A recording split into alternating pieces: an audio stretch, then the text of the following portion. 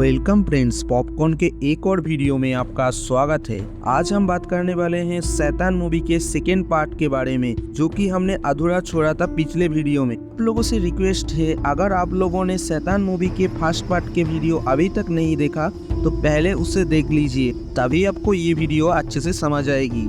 Link आपको description पे मैं दे दूंगा। So let's start the video.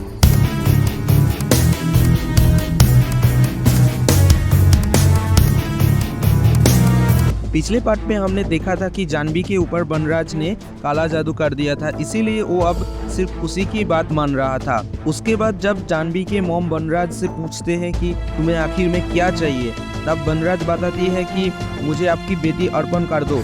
आखिर में वो जानवी के साथ क्या करने वाला है, ये जानने के लिए वीडियो के साथ अंत तक बने रहे। असल में वनराज जानवी को अपने साथ हमेशा के लिए ले जाना चाहता था, जिसके लिए कबीर और ज्योति बिल्कुल नहीं मानती। तब वनराज जानवी के ऊपर टॉर्चर करने लगता है, जैसे कि खुद को थप्पड़ मारना, जोर जोर से हंसना और यहाँ तक कि उसी के हाथ उसी की भाई का सर फोड़वा देता है। इतने में उनके घर पर पुलिस आ जाता है, क्योंकि ज्योति ने चुपके से पुलिस को फोन कर दिया था। हालांकि वनराज ने जानवी के हाथों सभी फोन तोड़ दिया था, बट एक फोन बच गई थी, उसी से ज्योति ने पुलिस को कांटेक्ट किया था। खैर, पुलिस से बचने के लिए वनराज ने जानवी को किचन में गैस सिलेंडर के पास मैचेस लेकर बिठा देता है, ताकि अगर जानवी के माँ बाप पुलिस के सामने सच बताए तो वो सिलेंडर में आग लगा दे। इसी वजह से कबीर ने अपने घायल बेटे को छुपाकर पुलिस के सामने झूठ बोल देता है कि ये तो मेरा दोस्त है, और उसके बाद पुलिस चला जाता है। पुलिस के चले जाने के बाद कबीर वनराज को बोलती है कि वो जानवी का पीछा छोड़ दे,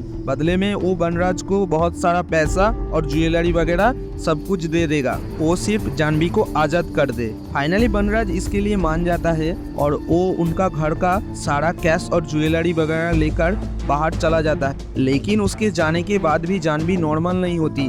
तब जाके कबीर को शक होता है, और जब वो अपने घर के बाहर निकल के देखती है तो उसे पता चलता है कि वनराज वही खड़ा है और उसने वो सारा पैसा और ज्वेलरी वगैरह सब कुछ आग लगा दी है। और फिर वनराज कबीर और ज्योति को बोलता है कि ये तो बहुत ही छोटी चीज है। असल में वनराज पूरी दुनिया का भगवान बनना चाहता था, और इसलिए वनराज को उस रात का बहुत सालों से इंतजार था, और वो खास रात हजारों सालों में एक बार आता है। और उस रात में वनराज ने जानवी के साथ साथ और 107 लड़कियों को बलि चढ़ाकर अपनी शक्ति का चरम सीमा पर पहुंचना चाहता था, और इसलिए ही वनराज ने जानवी को साथ ले जाना चाहता था। और इसके बाद फिर से वनराज उस घर में घुस जाता है और जानवी को परेशान करने लगता है, जैसे कि उसको घंटे भर नाचने के लिए बोलता है और उसे पानी तक नहीं पीने देता। एक वक्त तो जानवी अपने पैंट पर सुसु तक कर देती है, क्योंकि वो अब पूरी तरह से अपना होश खो बैठी थी और पूरी तरह वनराज के कंट्रोल में थी। जानवी की ये हालत देखकर कबीर और ज्योति गुस्सा होकर वनराज को मारने लगता है,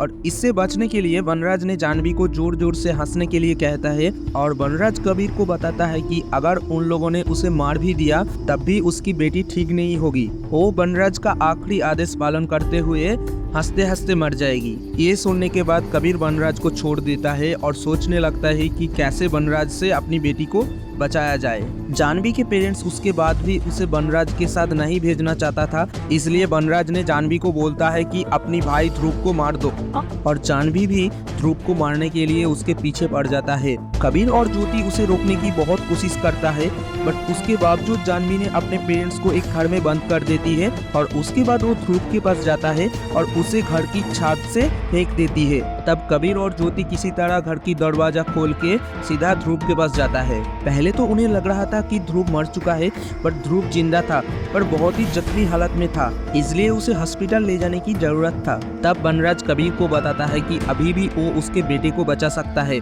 लेकिन अपनी बेटी जानवी को वनराज के साथ भेजना होगा, यानी अपनी बेटी को वनराज को अर्पण करना होगा। तब कबीर और ज्योति ध्रुव की जान बचाने के लिए मजबूरी में जानवी को वनराज के हवाले कर देता है, जिससे वनराज बहुत खुश हो जाता है और वो जानवी को लेकर वहां से निकल जाता है। लेकिन कबीर ने सच में उसे अपनी बेटी नहीं दी थी, बल्कि उसने बनराज के साथ एक चाल चाला था। दरअसल कुछ देर पहले जब बनराज उसके घर में बैठा था तब कबीर उसकी मुंह से एक ऐसी बात बुलवा लेती है जिसकी मदद से वो बाद में जाके जानवी को आजाद कर सकता है, और वो उसे एक रिकॉर्डर में रिकॉर्ड कर लेता है। और उसके अलावा भी उसने बनराज के फोन का लाइव लोकेशन अपने एक नौकर के फोन में सेंड कर दी थी, क्योंकि बनराज ने तो घर में मौजूद सारे फोन जानवी के हाथों तोड़ दी थी। क्योंकि कबीर के पास जानवी और बनराज का लाइव लोकेशन था, इसीलिए वो अब जानवी को बचाने जा सकता था, लेकिन वो उससे पहले अपनी बीवी और बेटी को कार से हॉस्पिटल भेज देता है। उसके बाद कबीर बनराज के रिकॉर्ड किया हुआ आवाज को ऐसे एडिट करता है कि जैसे वो जानवी को छुड़ा पाए।